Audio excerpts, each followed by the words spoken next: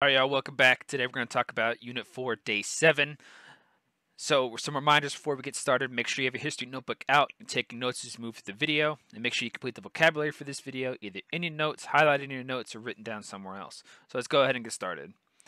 So, our terms for today are going to be Yuan Shikai, the 1911 Revolution, Sun Yat-Sen, 21 Demands, May 4th Movement, the Guomindang, Chiang Kai-shek, Mao Zedong, the Long March, the Dawes Plan, Black Tuesday, and Keynesian Economics.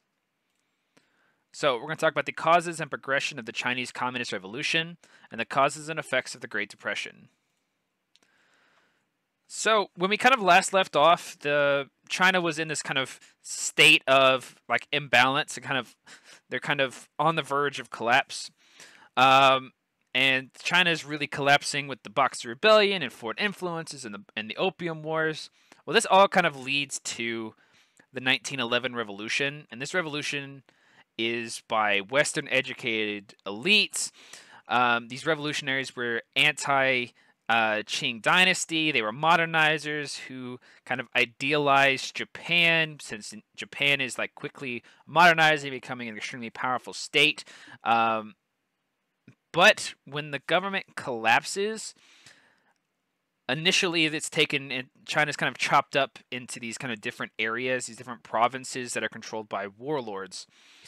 And we have kind of this first gentleman, which is Yuan Shikai, who wished to establish a new imperial dynasty, but he's ultimately not going to be successful.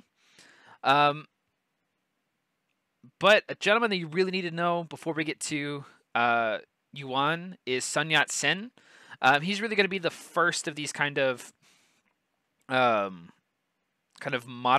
He's anti-Qing, anti-dynastic power.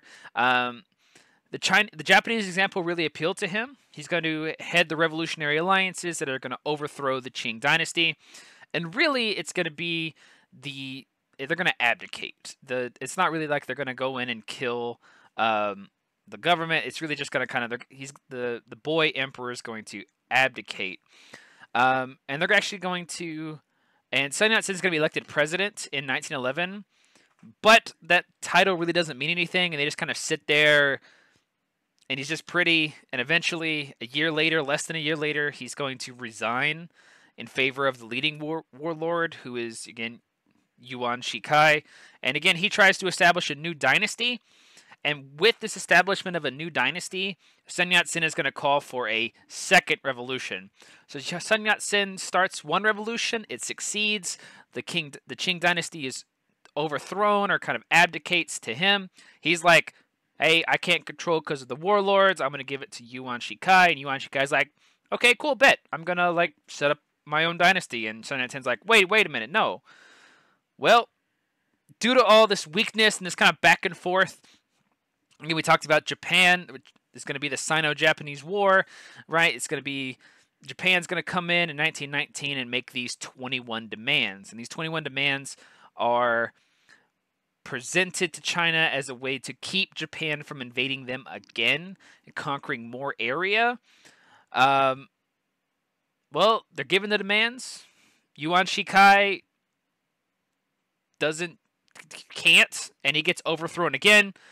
And the Japanese are going to seize much of northern China's, and the warlords that are in control are going to be able to do very little in order to stop that. And this directly leads to the May 4th movement.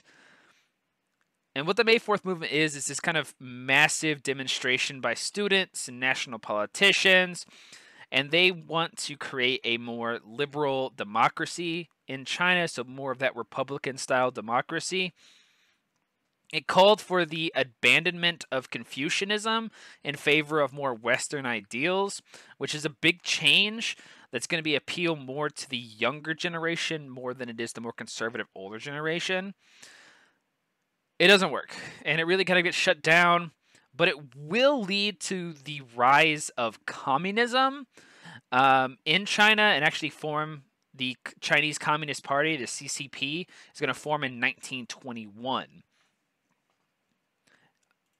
Now, this is going to lead to in order to gain back control, to gain back that kind of unity for China, there are going to be groups such as the Guomindang or the Nationalist Party of China who are going to militarize in order to drive out the warlords and unite China. Now, in that, right, they're going to form an alliance with the communists in 1924, and they're actually going to receive advisors and materials from the communist USSR. Right? This leads to the rise of Chiang Kai-shek, who became a close associate of Sun Yat-Sen, right? And actually took Sun Yat-sen's place in 1925 when Sun Yat-sen dies. But they really can't get it going. They do attempt to, they do fight, and they gain control of some areas, more than in southeastern China. They do gain some control. But again, it doesn't stop the warlords from owning and controlling the area. Now that you have Japanese influences, and the British are still trading in southern and have Hong Kong, and it's just a mess right now, and it's going to really hurt China in the long run. Now let's enter Mao Zedong, right? Now Mao Zedong comes from a peasant background. He's going to join the revolutionary and nationalist movements in China. Now he is educated. He's heavily influenced by Marxist thinkers in Beijing, and he begins to see peasants as the key to a successful revolution. Now, and he's going to gain followers. He's going to join the Communist Party. He's going to do all these things. But the nationalist campaign, they really start to see the communists as too radical for them and too pushing. So Chiang Kai-shek will begin to expand their territory and begin to liquidate and crack down on the communists in 1928. Now, the communists of China and the communists of Russia, they really don't like each other even to this day. And so when the Chiang Kai-shek starts to liquidate the communists, they really begin to crack down, and the USSR is whatever. So what does this lead to? This leads to the Long March. This is when Mao and his followers, 90,000 of his followers, retreat, known as the Long March. They retreat from southeastern China near Shanghai all the way to the Yunnan province in the northwest portion of China. And they create a state within a state. Now, what does this all lead to? This all leads to civil war between the nationalists and the communists. That's going to last until 1949 with an eventual communist win.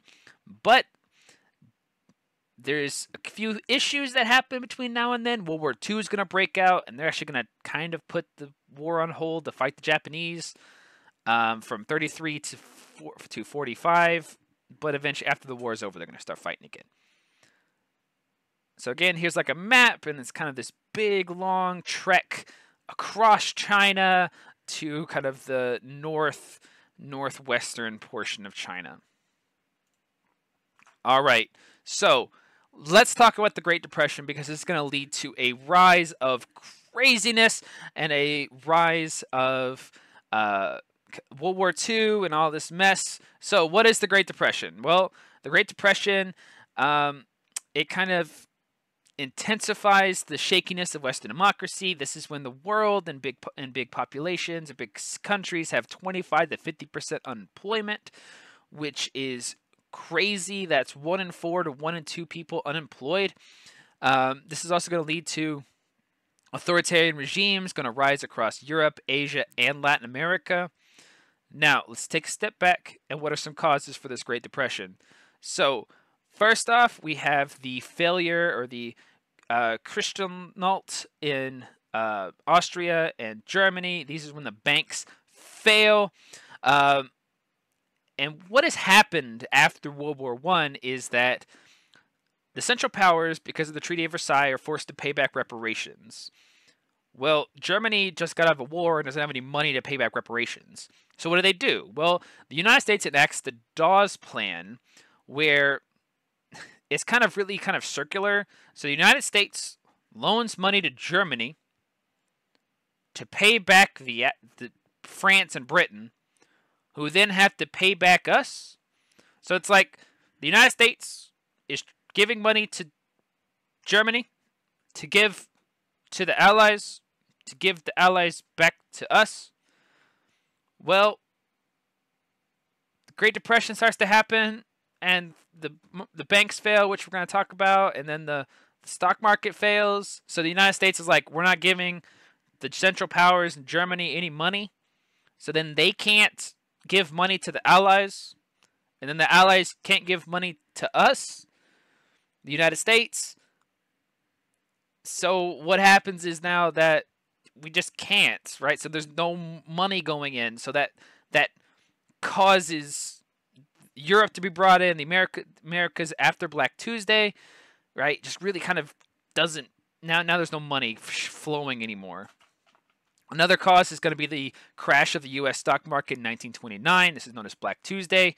This is when the stock market's going to drop, and the reason it drops is because of the banks failing in Europe. There's a lot of buying on the margin, buying with credit.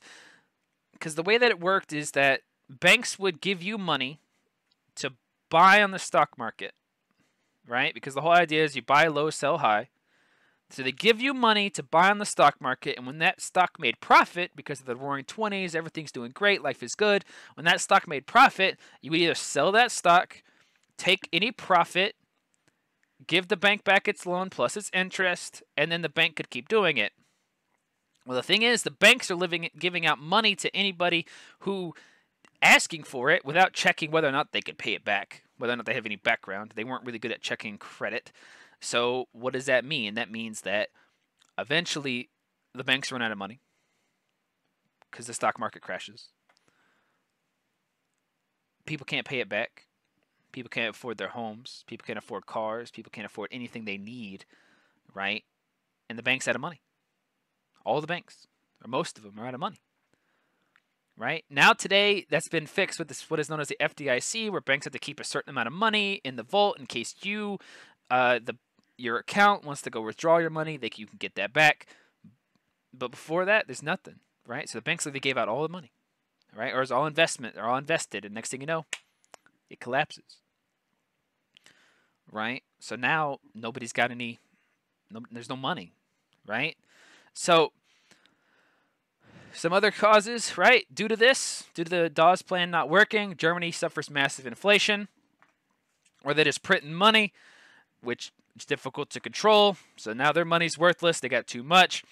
And all across the world, there's agricultural overproduction. So that sends food prices plummeting, meaning that food's not worth as much, which means nobody's making money from food. Right? And overproduction was a problem in those dependent countries of the world trade system, right? Because now it's not worth anything. Nobody's making money, which means nobody's selling food, right? Also, if there's no money, all these colonies that are dependent on the European and Americans to buy their raw goods, they're not buying them, right? And so if they're not selling their raw goods to Europe, Europe's not buying them, they're not getting anything back. It kind of stagnates. There's also going to be what is known as tariff wars, where the tariff is, reduce trade to put taxes on trade coming in. So, which is going to further reduce trade because they're going to pay more to get trading. So everybody kind of self-isolates or attempts to self-isolate. An example of this would be the Hawley-Smoot tariff in the United States.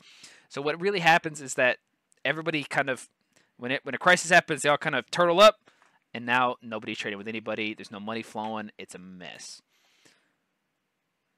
right? Again, this shows unemployment, Dust Bowl. Like it's crazy, the percentages here. Now, the economic collapse again is going to start in the United States. Americans' banks will close their doors because they failed. Europe, as you said with the Dawes Plans, who was dependent on American credit, drawn into the crisis because nobody can pay anybody back. And what has happened is that this depression leads to extreme experiments and paralysis in governments around the world.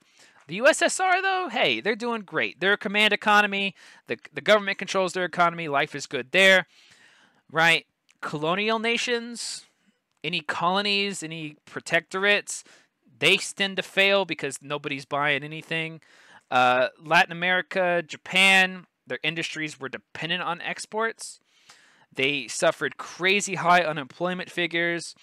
And also in this time, the Depression will increase Japanese paranoia about the West because people start to spread the rumor that the West is doing this deliberately to hurt Japan. So that makes Japan more kind of angry and more paranoid about the West. Thing is, in the West, the Depression leads to new government-led welfare programs and political radicalism and schemes. We have the rise of Keynesian economics, where the government is going to create jobs for the people just to keep people working, keep money flowing. This is really going to work in the United States, where we start building roads and the Hoover Dam and factories, and we're building all this stuff, all this infrastructure, right? But overall, world trade will collapse as everybody tries to keep their domestic economies surviving. So again, a lot of this comes out through art, right? Everybody stops really trading. They all become more controlled. But on the political aspect, this leads to more radical political parties. In most cases, parliamentary forms of government, anything with elected, becomes weakened. In France, Popular Front gained like dominance by socialist groups, which they're more kind of on this fence between socialism, communism, and like liberal kind of Republican democracy, kind of more conservative. They're kind of on this kind of front, but this is going to be opposed by conservatives because, again, they're trying to be more liberal, but not. And so they're unable to enact anything. Scandinavia, Great Britain, Canada, Australia, New Zealand, this kind of British Commonwealth. We get the first Socialist or Labour Party in the UK. They come to power. Governments intervene more actively in the economy with positive results. Labour parties become more influential in English-speaking world. In the United States, we get less of that because FDR is going to impose the New Deal, which is more based on social welfare and government intervention and big government and government employing people and more jobs and more control. And the government really is taking that step in. And Western Europe and the United States are really going to rely on Keynesian economics to somewhat great effect, but it won't be till World War II that they really pull themselves out of the Great Depression. All right, y'all. That's all I have for you today. Thank you, guys, and I'll see you guys in class. All right, bye.